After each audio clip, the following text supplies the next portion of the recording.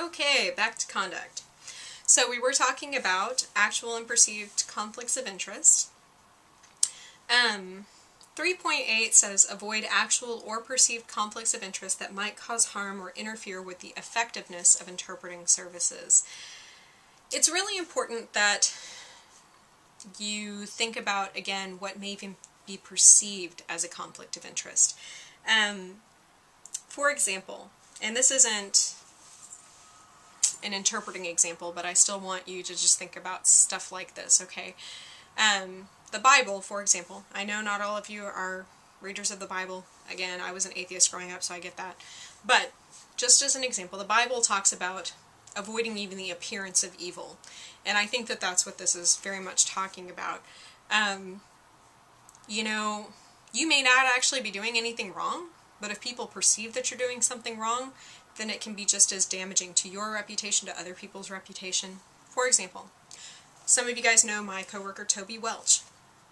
Toby and I are both married, okay, and we had to go to a conference, I guess it was about a year ago now, and our office asked, oh, are you guys going to be writing up and sharing a hotel room?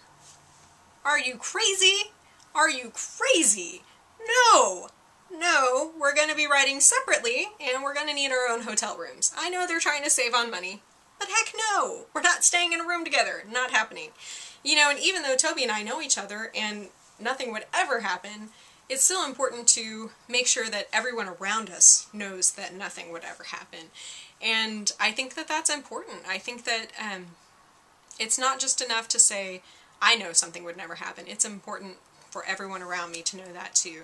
And so it's kind of the same thing as far as a conflict of interest. So, to bring it to an interpreting situation, I had mentioned the religion thing before as far as I wouldn't interpret at a Muslim mosque. Even if, say I knew everything there was to know about Islam, and I went to interpret at a mosque, which probably, I honestly don't even know how that works, but just for example's sake, okay, I go to interpret. If they know that I'm a Christian and that I'm going to interpret, even if I did everything justice, even if I, to the T, interpreted everything as well as I possibly could, it would be a perceived conflict of interest. They may think that I am jading the message with my own belief system, and henceforth, that's a perceived conflict of interest. I shouldn't be putting myself in that situation, okay?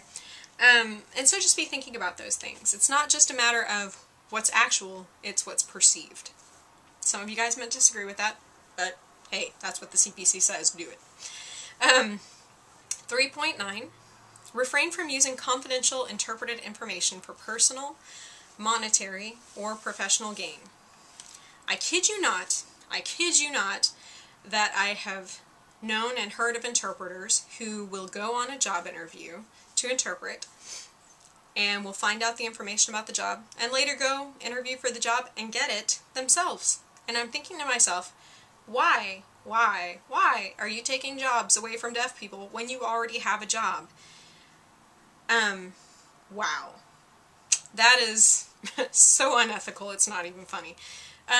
But it happens, and so it's really important that you make sure that any information, I mean, it's no different than insider trading, I suppose. You know, it's very important that you use the information, or that you don't use, rather, the information that you receive from confidential interpreting assignments.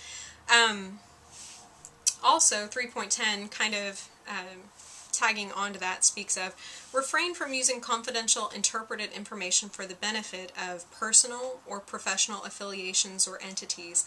And so, again, let's say that, well, okay, first of all, let me back up. In the city of Houston, you can work for all of the agencies. That's not always the case when you work in other cities, okay? Very often if you work in other cities, you work for agency A, you can't work for agency B. Now, the only exception to that in the city of Houston is if you work for one of the VRS systems, the video relay services, you can't work for one of the other companies. However, if you're working for one of the interpreting agencies, you can work for all of the interpreting agencies here in Houston. However, I should not be sharing that information, anything that I know about Agency A with Agency B, or also I should not be, say I decide to leave agency A and start up my own interpreting business. I should not be taking those clients with me. Also, let's see, let's say that I'm working for agency A and I find out that this hospital wants to contract directly with me, that I'm being contracted to work with through the agency. Because the hospital knows that if they pay me, it's going to be cheaper than paying the agency.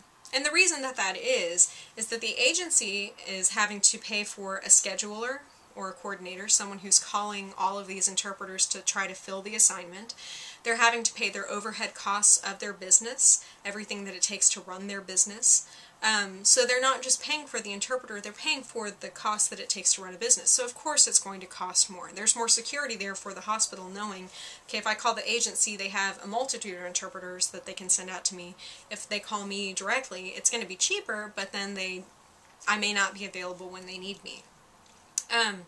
However, if they've been contracting through the agency to get me, they can request me to come out, but they shouldn't contract directly with me now because that's unethical.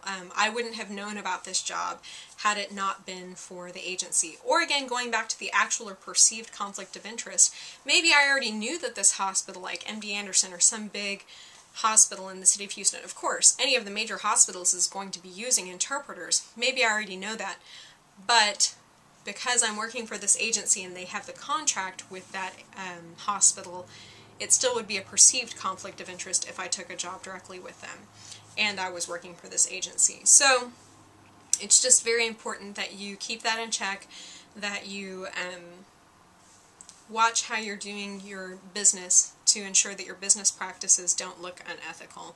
And one of the later tenets also speaks on business practices, but this relates to that as well. So anyway, next we are going to be talking about respect for consumers, but be mulling over some of the information that we've discussed talking about conduct. Okay?